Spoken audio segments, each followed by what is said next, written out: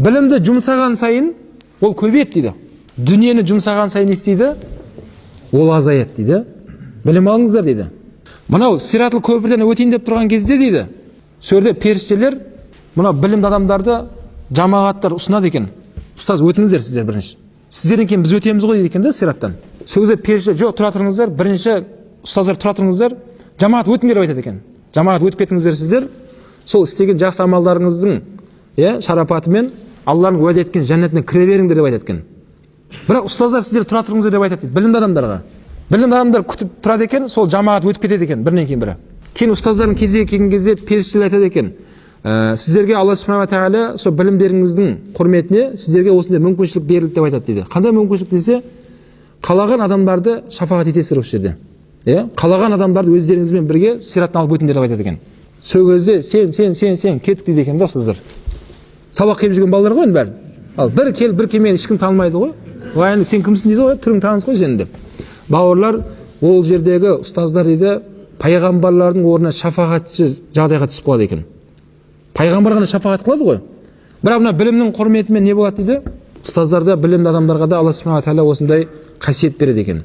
Ал ешкім білім болып тумайды дейді Али радиаллаху анху. Білімді үйренумен болады. Білімді үйренумен болады. Өйткені пайғамбар алейхиссалам айтты емес па дейді. Төртеудің бірі болыңдар, бесіншісі болмаңдар деп. Ұстаз болыңдар, ұстаз бола алмасаңдар шәкірт болыңдар, шәкірт бола алмасаңдар тыңдаушы болыңдар, тыңдаушы бола алмасаңдар жақсы көруші болыңдар. Бесіншісі болмаңдар, халак боласыңдар деді. Бесіншісі кім ол? Не ұстаз емес, не шәкірт емес, не тыңдамайды, не жақсы көрмейтін оларды. Сіз жақсы көруші болыңыз, тыңдамасаңыз да. Жақсы көріңіз. Осы Лабағата мешітінде, машалла бауырларым менің. Бір реті келсе, Құдай қаласа алдарына барып, бір дастархан жайып батасын алам деп жақсы көріңіз балаларды. Білім жолында жүрген кісілердің дұғасы қабыл ғой.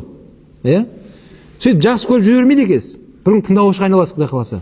Сізге де Алла инсап беріп жүрегіңізге осы жерге келіп отырып дәріс тыңдайтын адамға айналасыз. Тыңдап жүре бермейді екенсіз. Сөйтіп не боласыз? Кәдімгідей жүйелі шәкіртке айналасыз. Кәдімгі үзбей, сабақты үзбей жүретін, ұстаздың алдында отыратын шәкіртке айналасыз. Өйткені Абу Ханифа рахмахуллахтың Хаммад ұстаздың алдында үздік шәкірт болудың бірі, ол кісі сабақ жібермейді екен. Қалған шәкірттері бір келмей сондай болады екен. Ұстазы мәселе сұраған кезде Абу Ханифа ғана артында отырып жауап бере береді екен. Сол кезде айтқан екен, екінші мәрте менің алдымда тек қана Абу Ханифа отырсын деп айтқан ол кісі. Қалғандар кетіңдер жақын. Жоламаңдар мен алдыма деп ұстаз ашуланады екен. Кейін Хаммад ұстаз қайтыс болған кезде орнына Абу Ханифа отырғызып кетті ол кісі. Жалғасып кетті. Демек Абу Ханифаның көп плюсы бар, бір плюсы дәріс жібермегендіктен болды ол кісінің дейді. Сондай ұстаздың ықыласына бөлініп кетті дейді.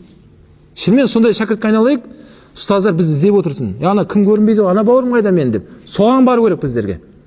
Бір келмесең, түріңді де ешкім танымайды, атыңды да ешкім танымайды ғой сен. Демек, шәкірт болып жүре бермейді екенсіз, бір күн боласың енді, ұстаз боласың иншалла.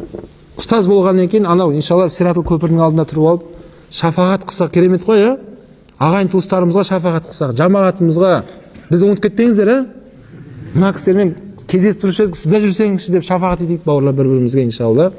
Құрметті бауырлар, демек пайғамбар алейхиссаламнан Абдулла Масғуд осындай 3 мәселені біздерге жеткізіп берді. Алла радиаллаху анху. Алла рахмат етсін сол кісіні.